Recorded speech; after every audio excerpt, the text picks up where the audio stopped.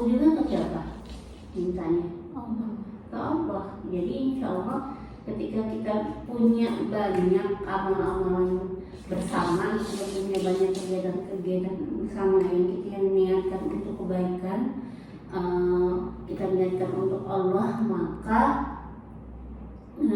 semakin ketika kita mentok dalam mengerjakan amanah itu, pasti kan kita baliknya ke Allah, karena memang kita tahu bahwa amalan ini untuk Allah. Kita juga akan kembali kepada Allah, mohon kemudahan kepada Allah, nggak jauh-jauh tuh dari Allah. Makanya kenapa amal jamaah itu bisa meningkatkan kuantitas juga kualitas ibadah kita. Jadi ketika kita dihadapkan oleh kesulitan-kesulitan, ketidakmungkinan yang mungkin menurut pemikiran manusia tidak akan mungkin terjadi, tapi bisa jadi menurut Allah mungkin terjadi. Jadi satu-satunya yang bisa kita harapkan pertolongannya adalah hanya pertolongan Allah. Jadi otomatis sebenarnya ketika kita punya amalan bersama nih, otomatis kita akan baliknya semuanya kepada Allah, mintanya kepada Allah. Makanya ketika kita punya kegiatan bersama yang nilainya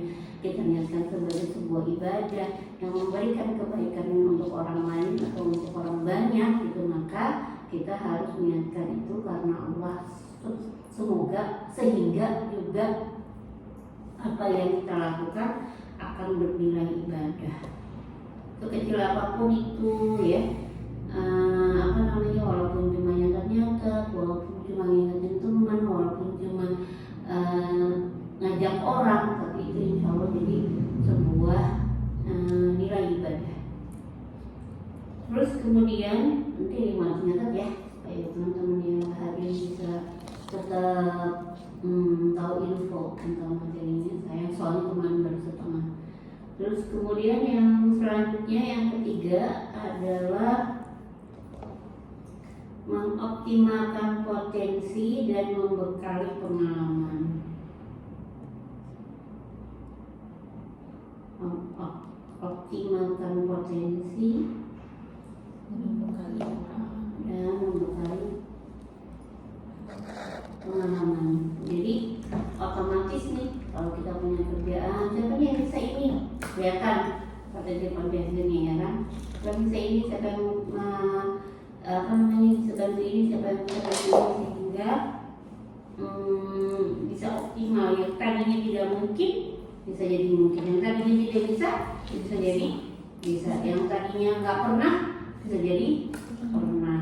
Yang karena makanya kenapa ini adalah bagian dari membekali pengalaman, bagian dari kita punya bekal untuk, atau mungkin sebaliknya kita sudah punya pengalaman sebelumnya, kita hadirkan di sini sebagai bekal, ataupun bisa jadi nanti ini jadi pengalaman baru untuk bekal di tempat lain. Ada si MC baru datang, MC.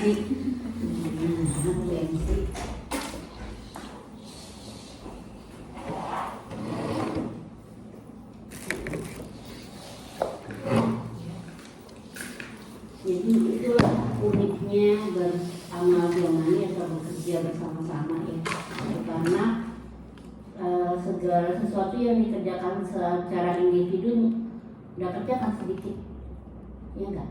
Kalau kalian misalnya nelayan sendiri, apa yang bisa dilakukan dengan berlayar, nyari ikan sendiri?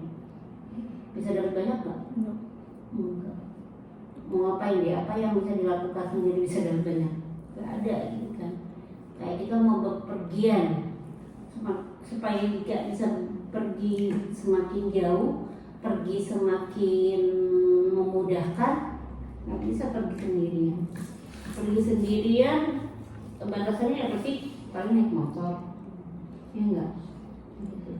Tapi kalau pergi bareng-bareng berjamaah, bisa patungan naik mobil, bisa mungkin patungan naik bis, bisa lebih cepat gitu kan, bisa lagi naik kereta lebih cepat lagi gitu, dan bisa lebih jauh, bisa naik pesawat tambah jauh gitu kan, dan cepat.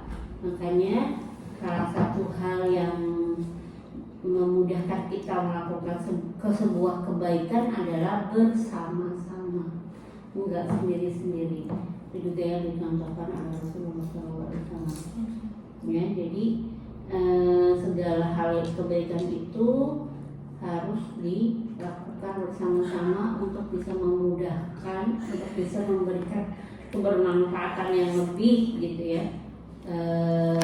Bukan hanya untuk orang yang kita berikan, tapi juga untuk diri kita sendiri.